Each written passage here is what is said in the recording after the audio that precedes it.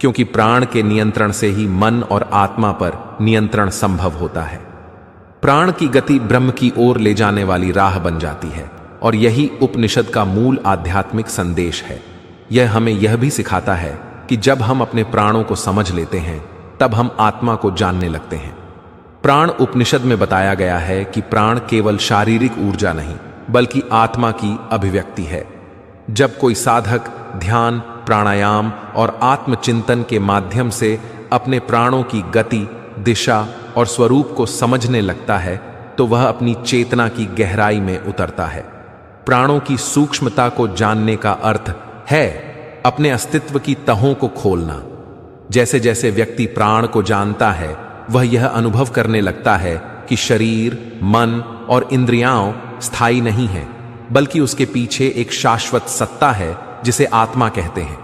उपनिषद बताता है कि आत्मा को देखने के लिए बाहर नहीं बल्कि भीतर झांकना पड़ता है और यह यात्रा प्राण के माध्यम से ही संभव होती है।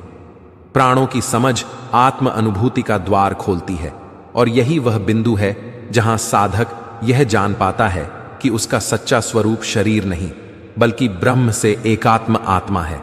इसीलिए प्राण उपनिषद आत्मज्ञान की दिशा में एक अत्यंत महत्वपूर्ण और गूढ़ मार्गदर्शक माना जाता है। प्राचीन ऋषियों ने प्राण को केवल एक जैविक प्रक्रिया नहीं बल्कि एक सूक्ष्म ऊर्जा माना जो शरीर और मन को जोड़ती है। योग और विशेष रूप से प्राणायाम के माध्यम से हम अपने प्राणों को नियंत्रित करना सीखते हैं, जिससे श्वास की लय के साथ साथ मन की गति भी स्थिर होती है। यह अभ्यास चिंता, तनाव, अनिद्रा और मानसिक असंतुलन जैसी आधुनिक समस्याओं का समाधान प्रदान करता है। हमारी वीडियो में ऐसे बने रहे और लाइक और सब्सक्राइब करें और प्यारा सा कमेंट करें।